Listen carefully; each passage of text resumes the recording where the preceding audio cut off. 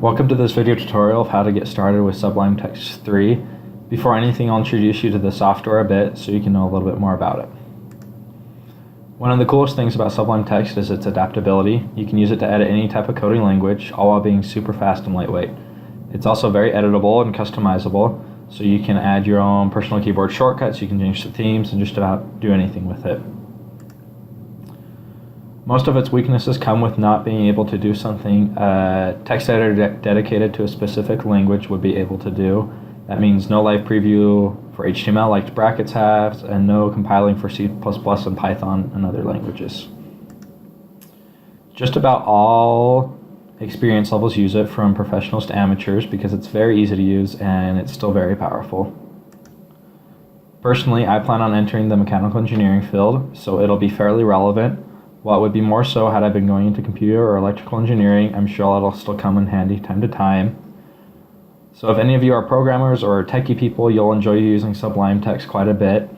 But if you're only doing HTML or just need a basic text editor, I'd probably recommend sticking to brackets or a similar program. Okay, I'll show you around real quick. We'll go ahead and get started. Over here on the side, you have all your different files that you can go ahead and open up.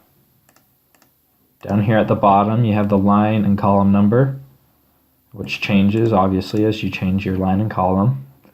Down here in the bottom right, it auto-recognizes what coding language you're using and will change the colors accordingly. So it knows right now that I have an HTML file open. And up here in the top right is a little mini map. This is probably my favorite part.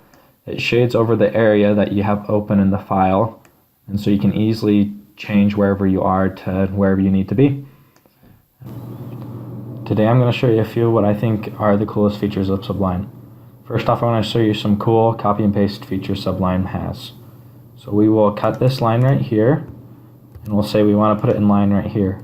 And normally when you do Control V, the indentation goes way out of whack and you have to go ahead and fix it by yourself. But in Sublime, if you do Control Shift V, it'll automatically line it up with a line right above it. And we'll say we want to put another one down here. So normal Control V would end up like that, but in Sublime with Control Shift V, it'll put it just perfectly right where you need it. If you thought that was cool, I'll show you something even cooler. So you might think, why would I ever not want to do that? And you can actually come up here, and we can see paste is Control V, paste and indent is Control Shift V. And you can think, why don't we just switch those? Why can't paste and indent just be Control V? And in Sublime Text, you can actually do this switch. You just go up to Preferences, hit Key Bindings, and now this right here is a list of all of the keyboard shortcuts in Sublime.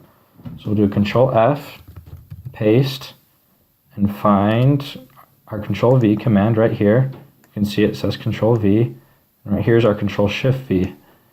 So we can actually just copy these lines, and you just copy them right over here, and all we have to do is just switch these. So I'm going to put Control Shift plus V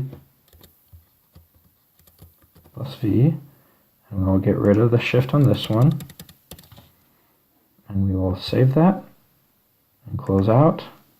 And now when we come up here to edit, we can see paste and indent have now switched the commands over here on the right.